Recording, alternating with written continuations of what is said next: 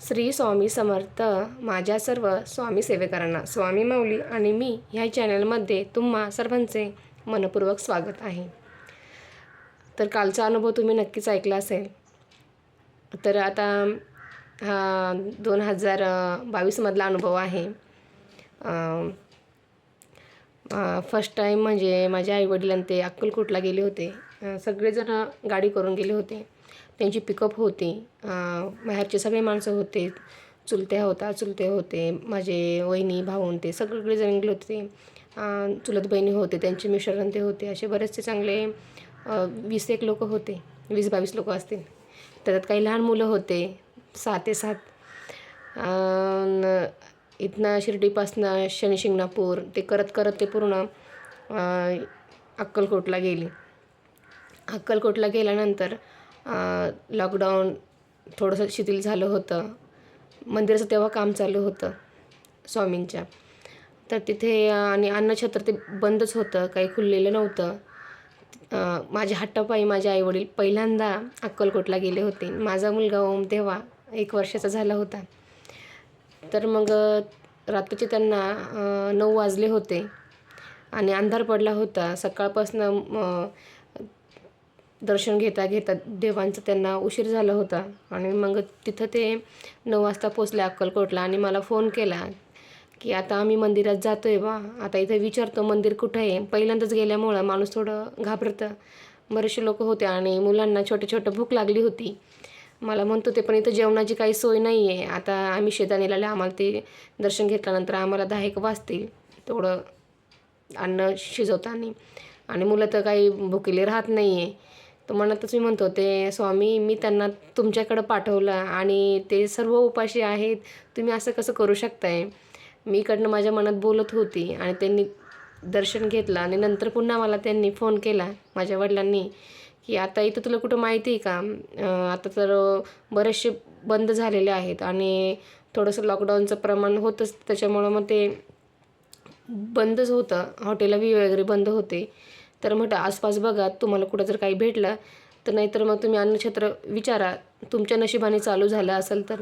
त्यांनी 2-3 जणांना जे स्वामी सेवेकरी होते तिथं त्यांना विचारलं.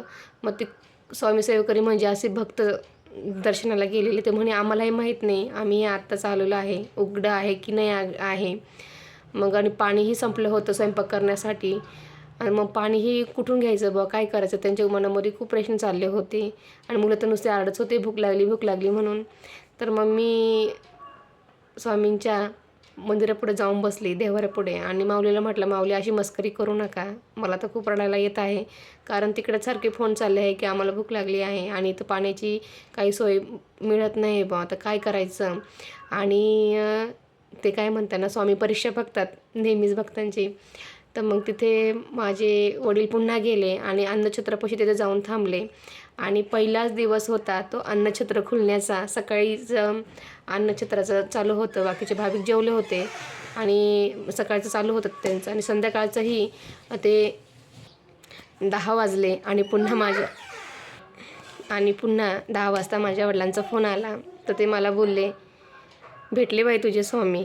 तर ते अशी का बोलले मला काही समजलंच नाही. मी म्हटलं दादा तुमच्या जेवणाची सोय झाली का. तर म्हणे हो बाई तुलाच काळजी आणि तुझ्या स्वामींनाच काळजी.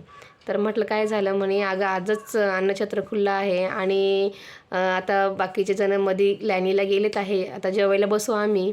तर खूप सारी परीक्षा घेतली. बघत होते माऊली का तुम्ही मनापासून माझ्या दर्शनाला आलेत का तुम्ही दुसऱ्यांनी सांगितल्यामुळे तुम्ही दर्शनाला आलेत.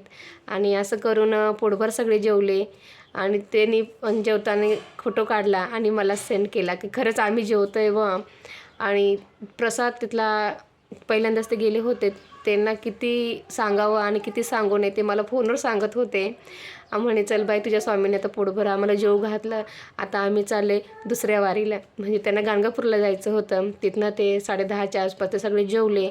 22 लोक होते कंप्लेट. 22 लोकांना स्वामींनी उपाशी ठेवलं नाही. पोटभर अन्न दिलं. आणि काही छोटे मुलं होते ते उरताना तर ते टाकून दिलं नाही. माझ्या वडिलांनी ते 4-5 चपात्या तिथनं मागून घेतल्या आणि बांधून ते पुन्हा मुलांना घेऊन सगळ्यांना फॅमिलीला घेऊन ते पिकअपमध्ये जाऊन बसले. तर ते तिथनं ते गाणगापूरला गेले आणि संध्याकाळ त्यांनी इथं गाणगापूरच्या तिथे ते संगमावरतीच त्यांनी मुक्काम केला. बाकीचे काही लेडीज होत्या ते पिकअपमध्ये झोपले आणि बाकीचे जेंट्स ते असेच बसून त्यांनी तशी पहाटपर्यंत काढले आणि पहाटे ते 5 वाजता तिथं मंदिरात गेले. तर माझे वडील तिथनं आल्यावरती मला स्वामींची एवढी स्तुती करून सांगत होते की म्हणे, बाई मी पहिल्यांदा अक्कलकोटला गेलो आणि माऊलींनी माझी परीक्षा घेतली आणि खरंच म्हणे आहेत म्हणे ते, आणि ज्याचा विश्वास नाही आहे ना तर त्या व्यक्तींना मी सांगतो की तुम्ही तिथं जा, अक्कलकोटला जा आणि स्वामी काय आहेत तुम्ही तिथे गेल्यावर तुम्हाला त्याचा अनुभव नक्कीच येईल. तर असा माझ्या वडिलांना छान गोड माऊलीने अनुभव दिला आणि ते आता ते दिवस ते कधीही मी गेले तर आता दरवर्षी माझी अक्कलकोटला वारी असते, मी जाते. लोक पंढरपूरची वारी करतात पण मी मात्र माझ्या स्वामींची वारी करते. कारण स्वामी माऊली जीवनात आल्यापासून माझे खूप खूप दुःख माझे असे नितळ पाण्यासारखे झालेले आहेत. तर असेच तुम्ही माझे अनुभव ऐकत राहा आणि तुम्हाला माझा अनुभव हा कसा वाटला मला नक्कीच तुम्ही कमेंट करून सांगा. सर्वांना श्री स्वामी समर्थ.